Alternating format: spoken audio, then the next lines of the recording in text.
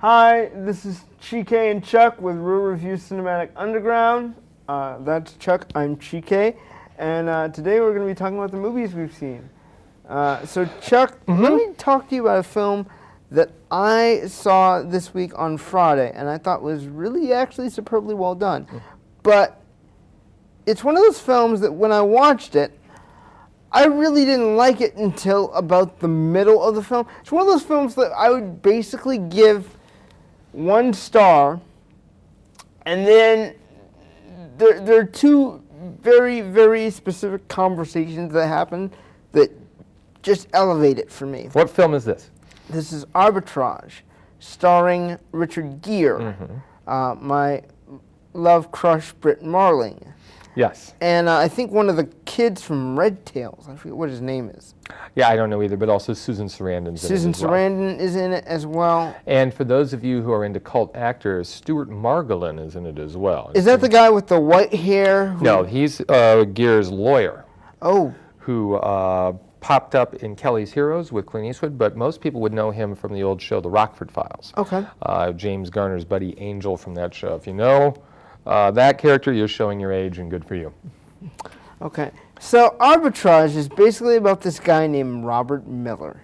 He is an owner of a company. They're about to... Yeah, they specialize in hedge funds. Hedge funds, and they're about to do a major deal worth, oh gosh, I want to say it's $414 million that they're in the hole. I would say that's what he, yeah. But there's nobody who knows about it, and his daughter, Brooke, played by the lovely Britt Marling, is the chief financial officer of the company.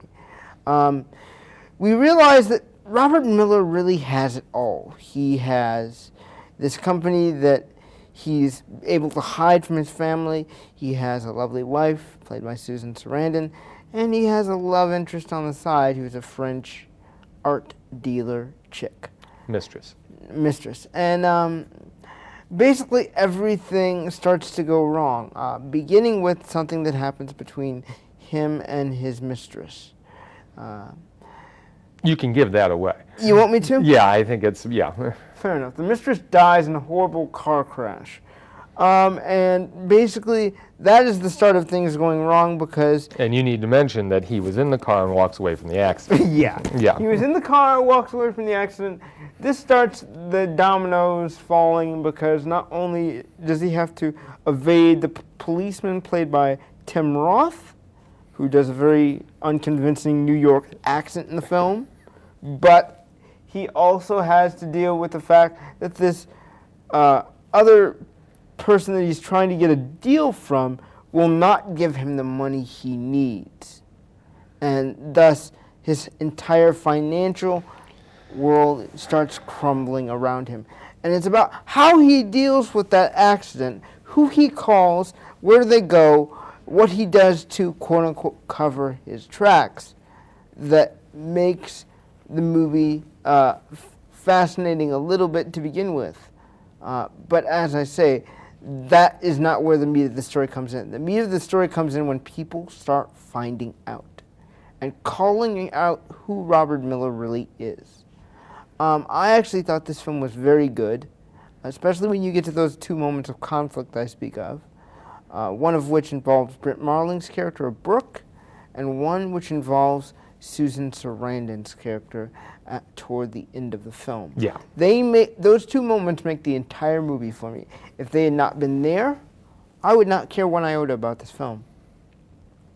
Chuck, what do you think? I think you're giving Richard Gere's short shrift here. I don't care about Richard Gere in this movie. I care about what... Well, you should, because without him, the movie doesn't work. I mean, I find it interesting that his charm is the thing that, for me, sells the movie. His charm sells the movie for you? Sure, because I was, this guy obviously has his problems, but I did not find him completely unsympathetic.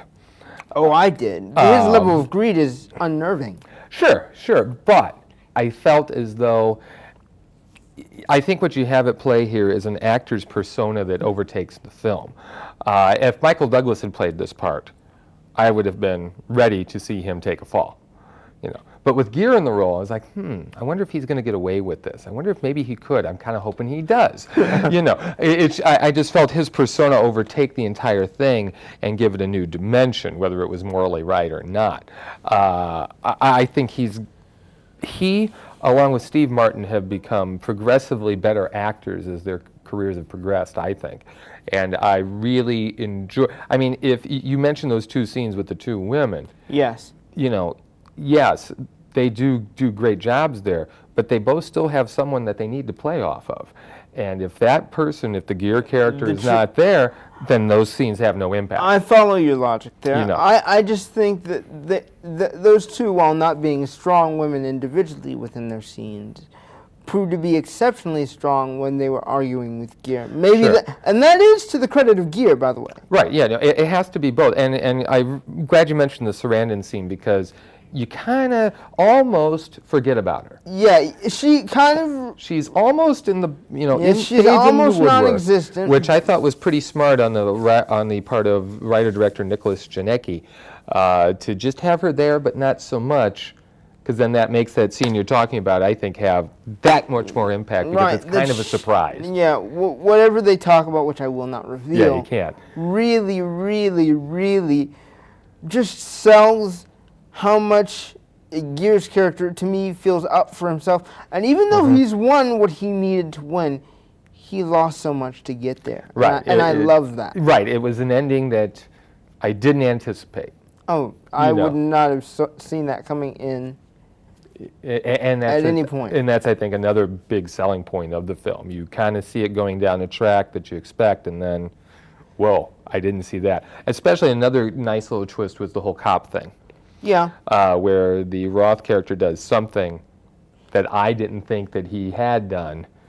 Yeah. And then, wow, I mean, that really did surprise me. I mean, I was shocked. I was like, wait, what? Yeah, yeah.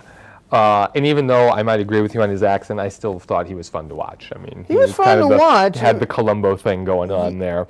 He really did. And I think another actor who deserves a little bit of credit is the African-American actor from Red Tails, who plays, I won't even call him an associate, I'll call him an acquaintance, because that's as far as I can go with He that gets character. Sucked into something that he shouldn't, and he really he's does. He's going to take the fall. And that's when you really start to see Robert Miller's greed in the film. You really get to see Richard Gere turn on the charm and write that check. Well, it's almost like I was reminded of an animal who becomes desperate and will do anything to survive at that point. I mean, morals out the window.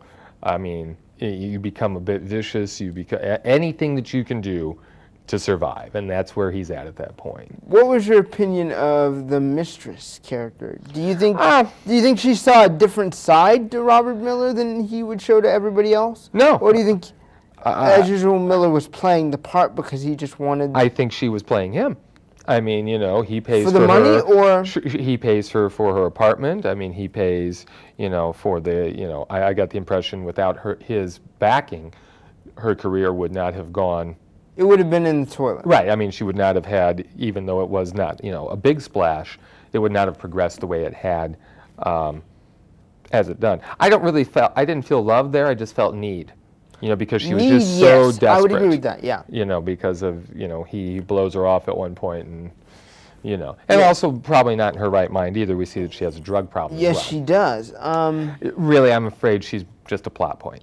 Yeah, unfortunately. But I thought it was a good film. What did you think of Brit Marling's character? Oh, she is just a ray of sunshine in any film that she's in. Obviously, the star of tomorrow, in which every other actress for the next 30 years is just going to pale in comparison to Chike. I love your sarcasm. What did you really think? Oh, she was fine. I thought she was serviceable, and I think I was surprised to see that she was connected to another film that, she didn't have a personal hand in. We'd never seen her like that before. Well, and she had a hand in Another Earth and a hand in Sound of My Voice. Well, but her career's branching out. I think this is probably what she wants to do, to get into bigger films.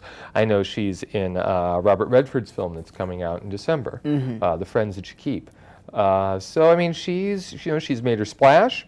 The window for young actresses unfortunately, is quite small. And she's got to take advantage of these opportunities wherever they are, in the hopes of maybe elongating her career, past, what it usually is for a young actress, unfortunately. I thought, that I didn't know if I was going to see her in another indie or whether she was going to branch out to go bigger. Well, she's given life to that character that I think wouldn't be there if you chose another actress. Say you chose, Elizabeth Banks instead of Brett Marling. It wouldn't have been as effective for me. But what about Anna Kendrick? No, wouldn't have worked at all. Okay, are you sure? Yes, I'm fine. I thought Anna Kendrick, in your eyes, could do anything she wanted. Except for this. I've never seen her play dramatic too well. She gets a bit whiny when she gets dramatic. A bit. If you look it up in the air, you'll know what I mean. Okay. You saw a film this week. Paranormal Activity 4. Yeah, Paranormal Activity 4, which... Did you like the first three? That's my first... I enjoyed the first three. I did enjoy those films. Primarily, I've been thinking about this recently because, Halloween is around and, a lot of people ask me about horror films. And, the cycle of horror films is quite cyclical. And right now, I like where we're at with the horror genre because we're basically in the less is more area. Every once in a while, I remember when we were in the slasher area and horror films became nothing but concerned about gore and violence.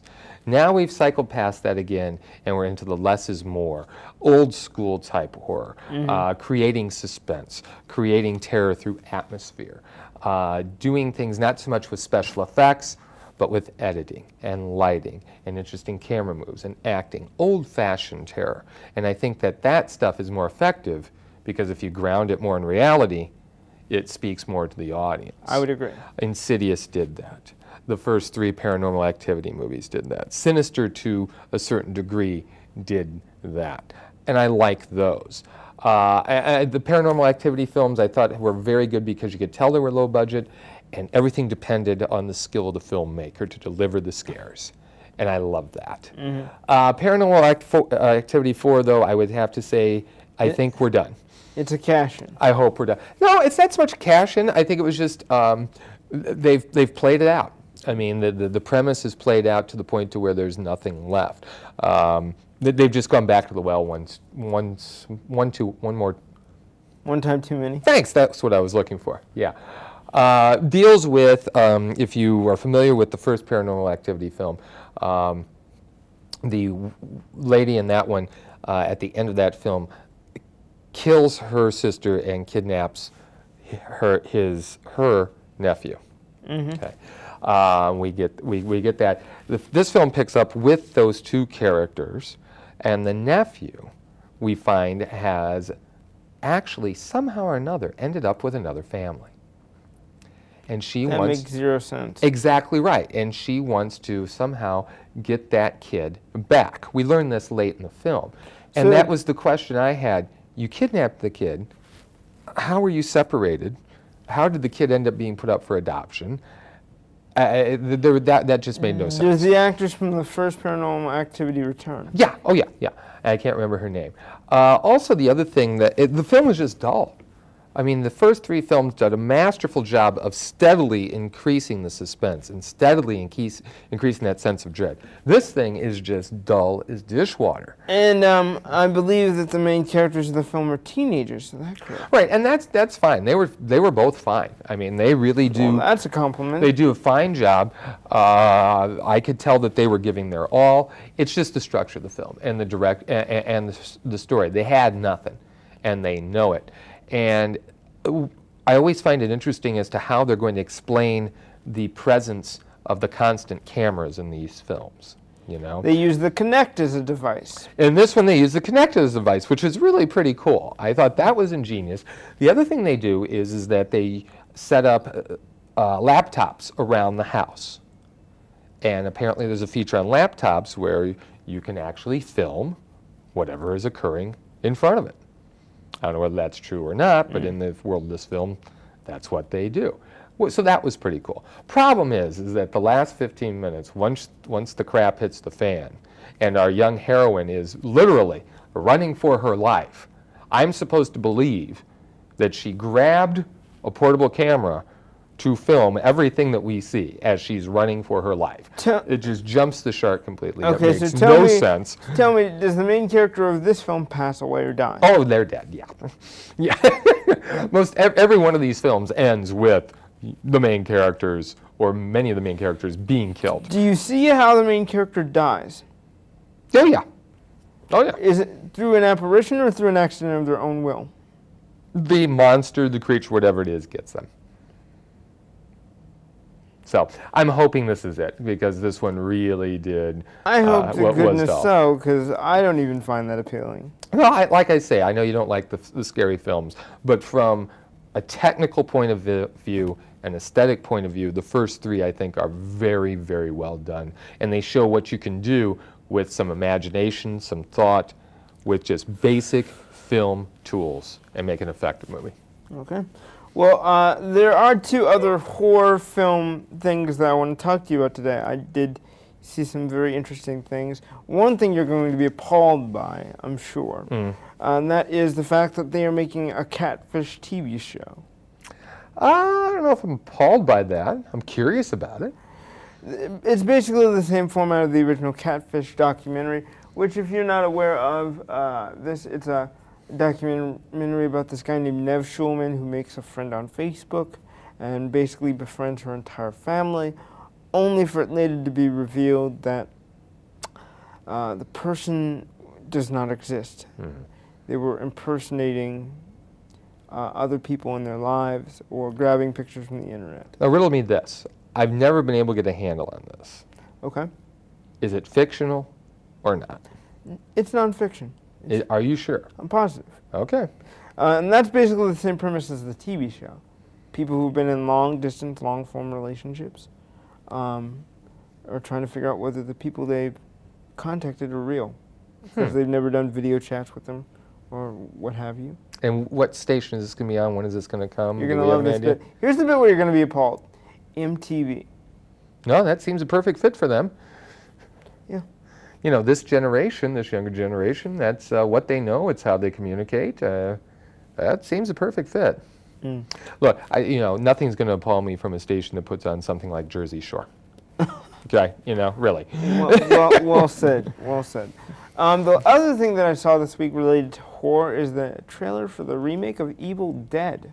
That's right, ladies and gentlemen. If you're a fan of the first 3 Evil Dead movies, including Army of Darkness, then you're going to see a remake come here very soon in the next, I would say, year or so. That has nothing to do with Bruce Campbell. I do not even know if he is going to be anywhere involved in the film other than a producing credit.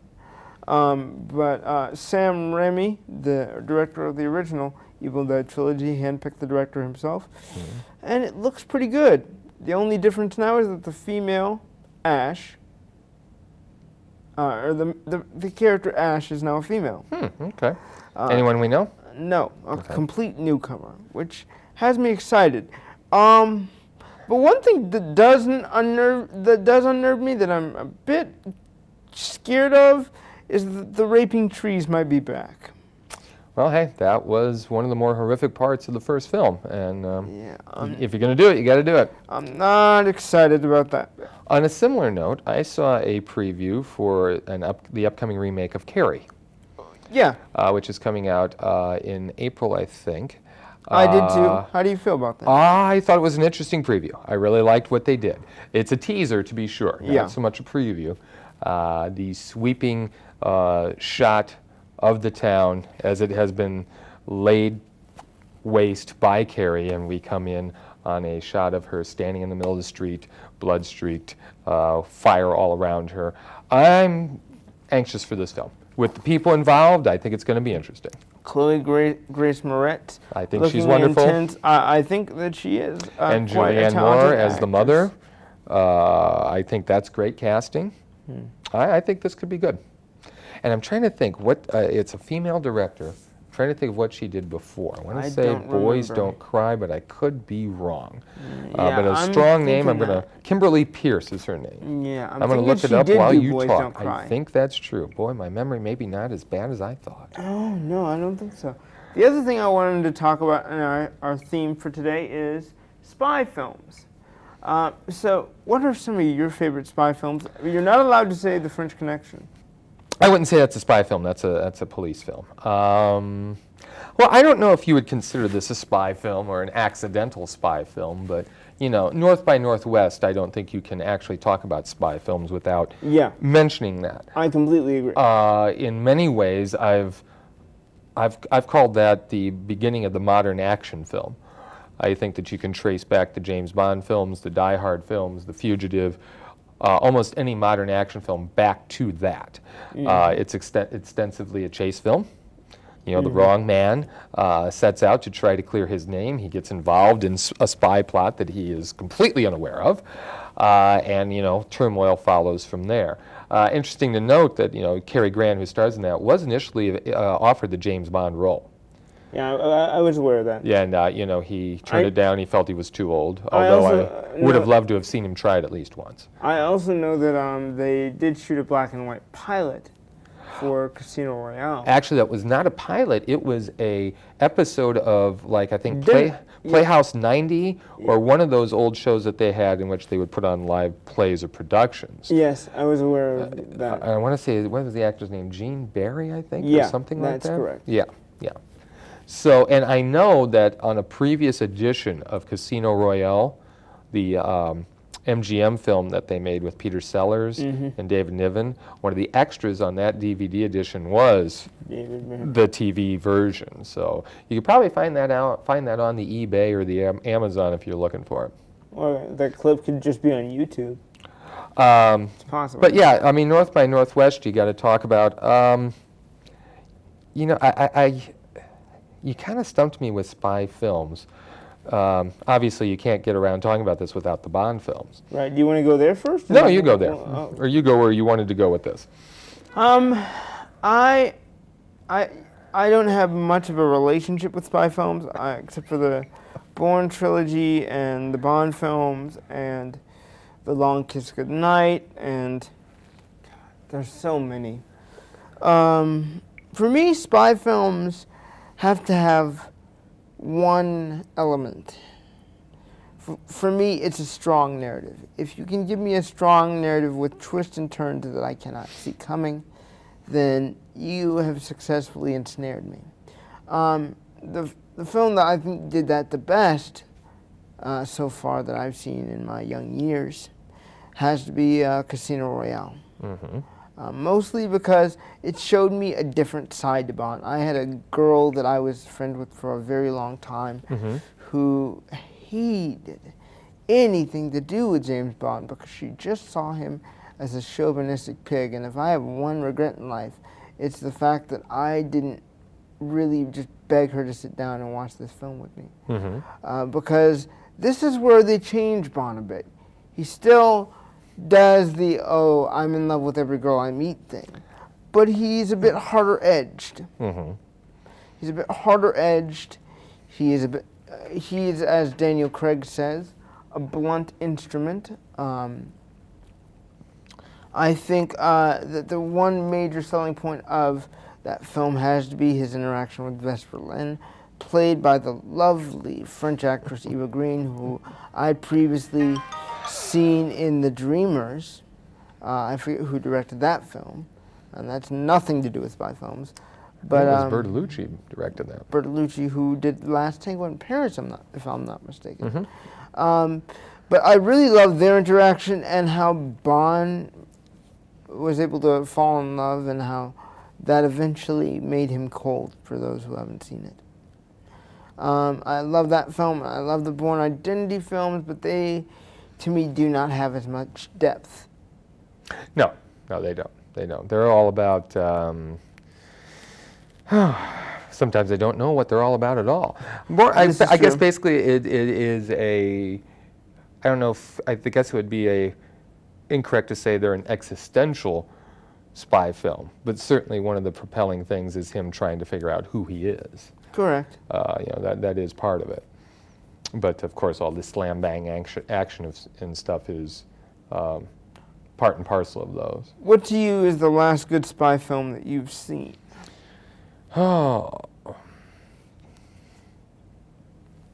I don't know. I would be hard pressed to to say what the last good spy movie is that I've seen.